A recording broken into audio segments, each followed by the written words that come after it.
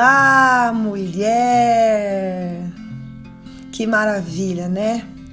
Mais uma oportunidade que nos é dada de ouvir a palavra, de nos submetermos, nos expormos à revelação do que está no coração de Deus para o nosso coração. E eu acho interessante, eu estava meditando hoje, e nós vamos estar falando da nossa trilha sobre sexualidade, e olhando à luz da palavra e vendo o interesse, o cuidado de Deus pelo casamento e principalmente pela santidade. E eu acredito que, como a própria trilha vai falar hoje, e eu já quero trazer isso para o seu coração, que você aprenda com a palavra, olhe para suas experiências à luz da palavra e considere e reconsidere também ser sincera com você e admitir aonde você errou, para que você possa fazer diferente, sabe? Eu acho que isso é algo muito incrível, porque só pode haver mudança quando nós abrimos mão das nossas justificativas, das nossas razões. Eu costumo até dizer que quando eu, dizendo assim de uma maneira bem superficial, uma pessoa, se porventura ela decide por conta própria que ela não quer mais alguém, ela não precisa trair, ela não precisa adulterar. Se ela realmente for sincera, se ela realmente tiver caráter, ela vai fechar um ciclo para começar outro. Então eu preciso falar isso, eu preciso ressaltar isso para as nossas vidas. Então, o adultério, a traição, à luz da palavra, é um erro. É egoísmo, é falta de amor. E mesmo que não seja à luz da palavra, é algo que, para quem entende da sua índole, entende de caráter, é uma coisa que é inadmissível. Como eu disse no outro podcast, ser tentado todo mundo é. E será em algum momento da sua vida. Dependendo de circunstâncias. Agora, cair na tentação é outra coisa. Então, que nós possamos, você que é cristã, porque aqui são mulheres cristãs. Se você não crê assim, é um direito seu, que bom, ok. Mas aqui nós cremos na palavra. E nós precisamos pensar de maneira correta. E repensar. E considerar onde nós erramos. E considerar realmente como um erro. Para quê? Para que nós não venhamos errar mais. Amém? Ok? Vamos lá? Então hoje nós vamos falar sobre sexualidade, nossa trilha. E a leitura está lá em Jó 24, versículo 13 ao 17. Jó 31, do versículo 1 ao 12. E os nossos versículos chaves, eles estão em Jó 24, 15 e Jó 31. Vamos lá. Vendo as coisas pelos olhos de Deus. Adultério é quando uma pessoa casada tem um relacionamento com outra pessoa que não seja seu esposo ou sua esposa. E, queridas, vale salientar, porque aqui no artigo dela, a reflexão fala de relacionamento sexual, mas Jesus diz que aquele que olhar para uma outra pessoa de uma maneira errada, ele já adulterou. Porque o que é adulterar algo?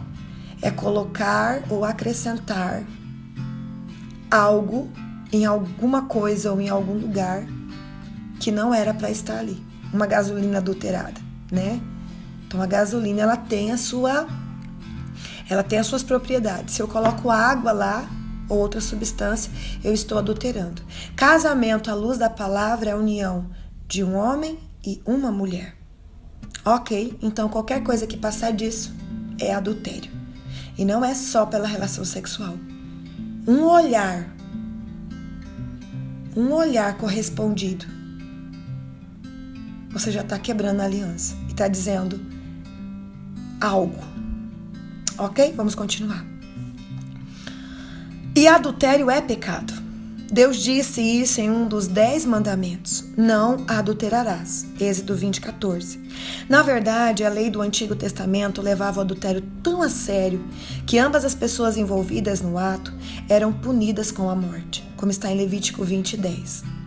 Jó viveu no amanhecer da civilização e ainda assim soube falar sobre adultério. Aguarda o crepúsculo para cometer seu pecado, na esperança de que ninguém o veja, como está em Jó 24:15. Um ato que precisa ser escondido é certamente um ato que não deveria ser feito. Deixa eu ler isso de novo, isso me impactou. Um ato que deve ou que precisa ser escondido é certamente um ato que não deveria ser feito. Pronto, nós estamos aqui com um termômetro. Qualquer coisa que você e eu precisemos fazer escondido, então é algo que não deveria ser feito. Vamos lá. Jó também entendeu a natureza pecadora, a sua própria natureza pecadora, e disse: fiz aliança com os meus olhos. Como, pois, o fixaria numa virgem? Jó 31. O adultério começa em uma natureza pecaminosa, revelando uma natureza pecaminosa.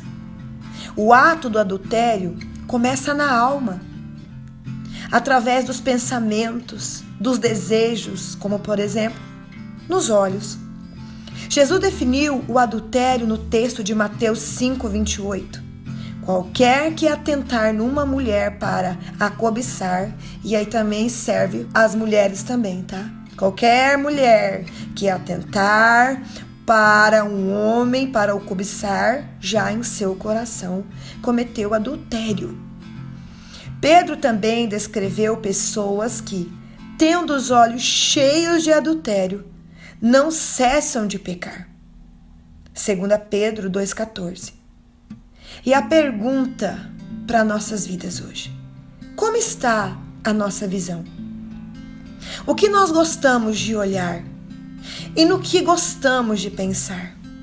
Talvez pense que nunca cometeu adultério, mas os atos começam no primeiro olhar e no primeiro pensamento. Precisamos conhecer a nós mesmas e fazer uma aliança, um pacto, uma promessa, buscarmos isso, de que não vamos nos permitir nos amoldar e nem achar normal olhar algo e cobiçar. Se fizermos nossa parte, Deus certamente fará a parte dele. Ele nos prometeu que o pecado não terá domínio sobre nós. Leia Romanos 6,14. Se mantivermos nossos olhos nele para continuarmos puros por dentro, não vamos flertar com os nossos olhos. Como mulheres cristãs, devemos nos esforçar para sermos puras e fiéis por dentro.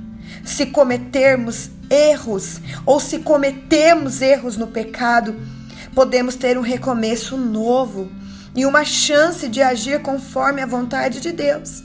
Em 1 Coríntios, capítulo 6, do versículo 9 ao 11, Paulo disse que alguns dos coríntios haviam sido sexualmente imorais, adúlteros, se prostituíram. Entretanto, eles se voltaram para Cristo.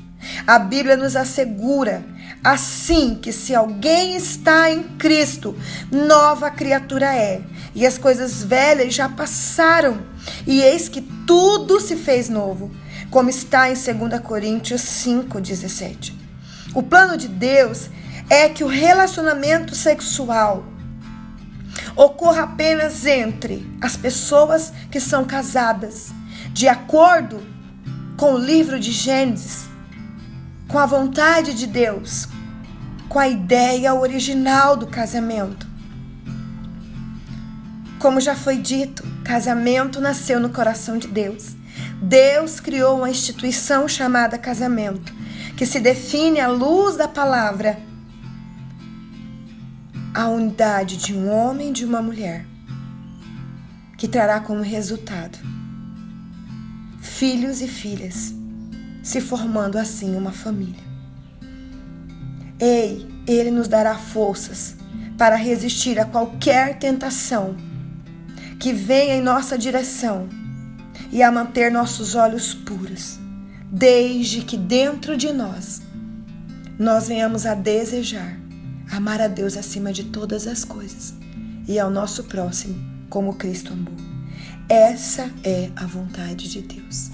Que coisa maravilhosa! Como isso me fortalece, porque ainda principalmente nós que viemos do mundo, né? No caso, eu tive outros relacionamentos, né? Tinha um outro parâmetro.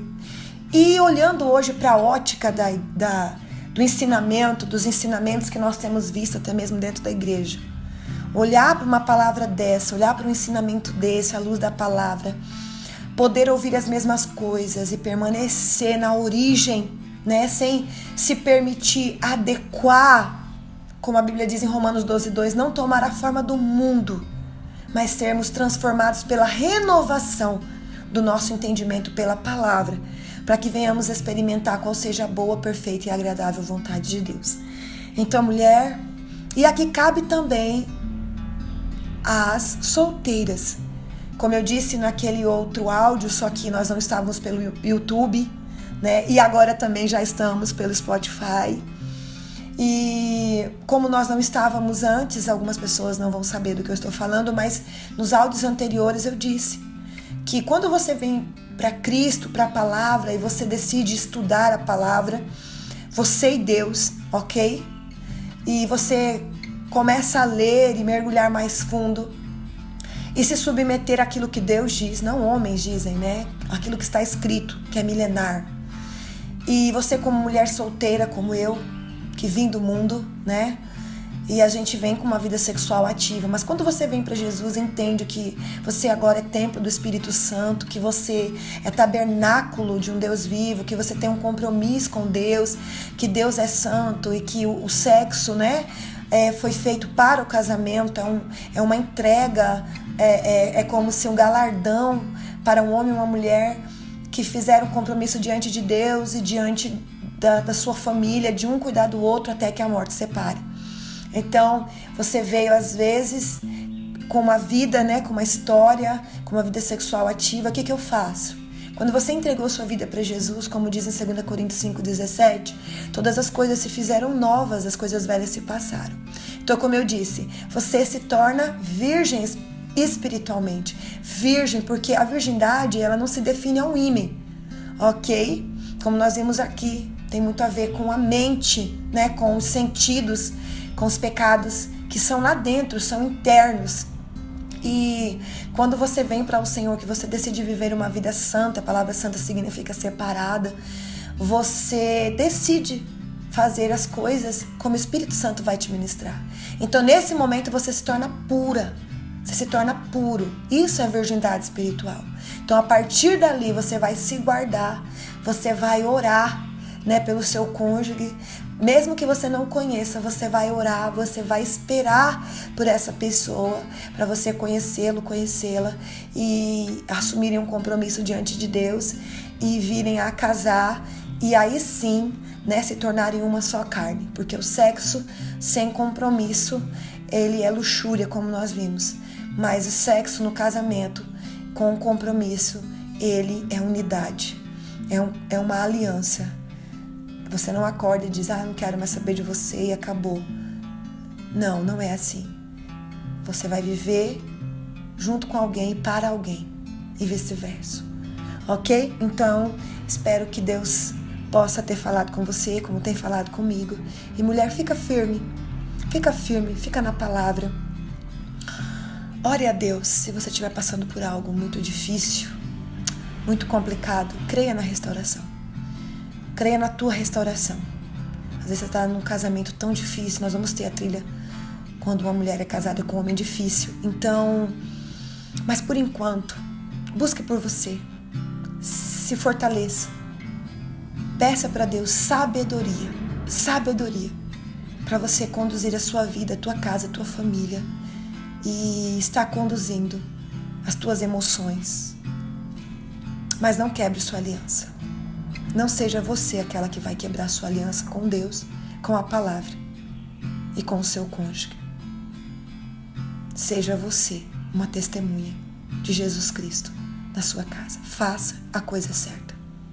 Deus te abençoe e até o próximo áudio. Não se esqueça, somos mulheres. Somos um corpo, o corpo de Cristo.